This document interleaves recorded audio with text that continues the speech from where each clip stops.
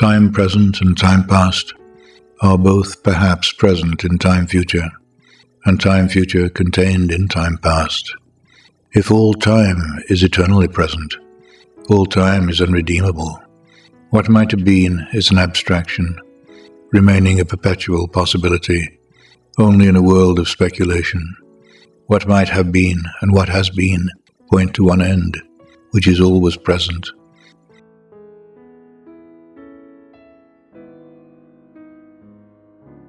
Footfalls echo in the memory, down the passage which we did not take, towards the door we never opened, into the rose garden.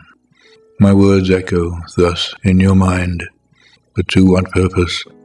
Disturbing dust on a bowl of rose leaves, I do not know. Other echoes inhabit the garden. Shall we follow? Quick, said the bird, find them, round the corner, through the first gate, into our first world. Shall we follow the deception of the thrush, into our first world? There they were, dignified, invisible, moving without pressure over the dead leaves, in the autumn heat, through the vibrant air, and the bird called in response to the unheard music hidden in the shrubbery, and the unseen I-beam crossed, for the roses had the look of flowers that are looked at.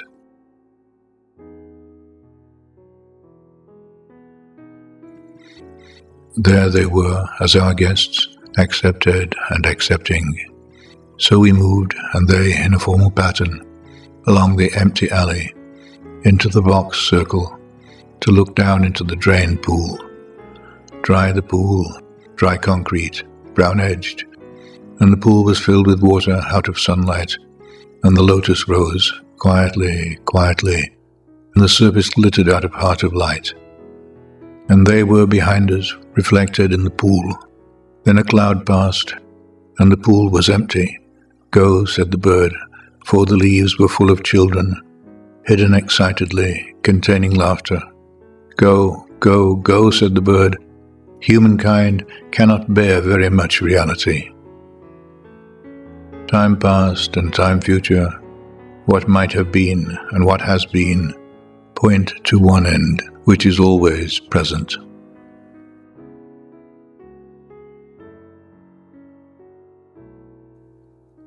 Garlic and sapphires in the mud clot the bedded axle tree.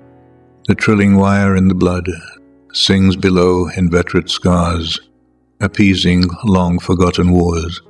The dance along the artery, the circulation of the lymph, are figured in the drift of stars. Ascend to summer in the tree, we move above the moving tree, in light upon the figured leaf, and here upon a sodden floor, below the boarhound and the boar, pursue their pattern as before, but reconciled among the stars.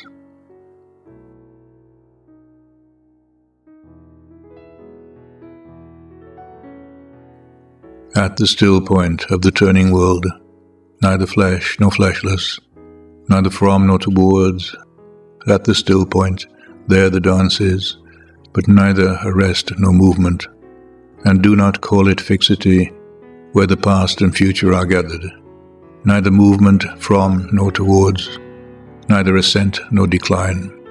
Except for the point, the still point, there would be no dance, and there is only the dance.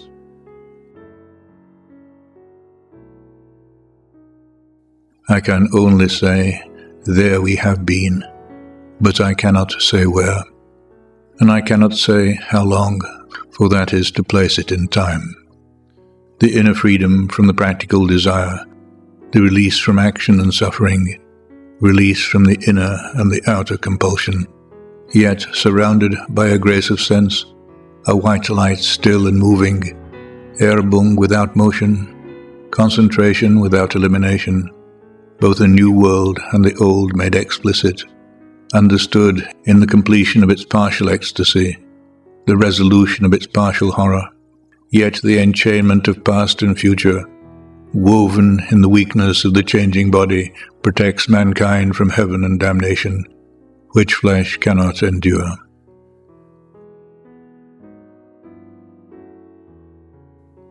Time past and time future allow but a little consciousness. To be conscious is not to be in time, but only in time can the moment in the rose garden, the moment in the arbour where the rain beat, the moment in the draughty church at smokefall, be remembered, involved with past and future. Only through time, time is conquered.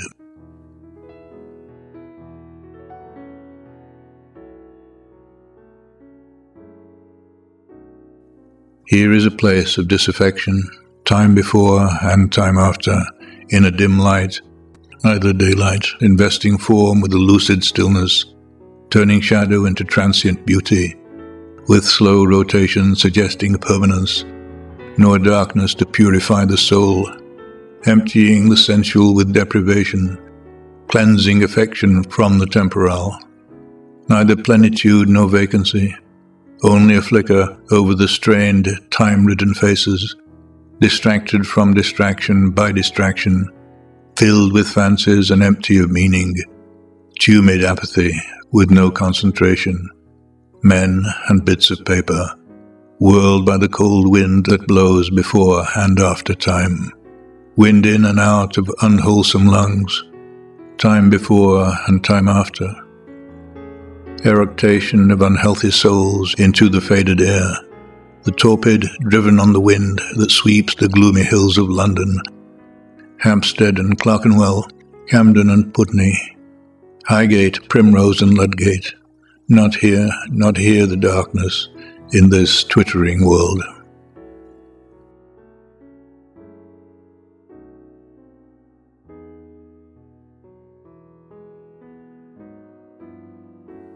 Descend lower. Descend only into the world of perpetual solitude. World, not world, but that which is not world. Internal darkness, deprivation, and destitution of all property, desiccation of the world of sense, evacuation of the world of fancy, inoperancy of the world of spirit. This is the one way, and the other is the same, not in movement, but abstention from movement, while the world moves in appetency on its metalled ways of time past and time future. Time and the bell have buried the day. The black cloud carries the sun away. Will the sunflower turn to us? Will the clematis stray down, bend to us, tendril and spray, clutch and cling? Chill fingers of you be curled down on us. After the kingfisher's wing has answered light to light and is silent, and the light is still at the still point of the turning world. Words move, music moves only in time, but that which is only living can only die. Words, after speech, reach into the silence. Only by the form, the pattern, can words or music reach the stillness, as a Chinese jar still moves perpetually in its stillness, not the stillness of the violin, while the note lasts. Not that only, but the coexistence, or say that the end precedes the beginning, and the end and the beginning were always there before the beginning and after the end, and all is always now. Words strain, crack, and sometimes break under the burden, under the tension, slip, slide, perish. Decay with imprecision, will not stay in place, will not stay still. Shrieking voices, scolding, mocking, or merely chattering, always assail them. The word in the desert is most attacked by voices of temptation, the crying shadow in the funeral dance, the loud lament of the disconsolate chimera.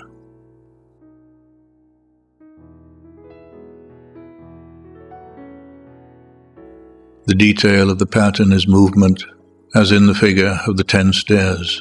Desire itself is movement, not in itself desirable. Love is itself unmoving, only the cause and end of movement, timeless and undesiring, except in the aspect of time caught in the form of limitation between unbeing and being. Sudden in a shaft of sunlight, even while the dust moves, There rises the hidden laughter of children in the foliage. Quick now, here, now, always, ridiculous, the waste sad time, stretching before and after.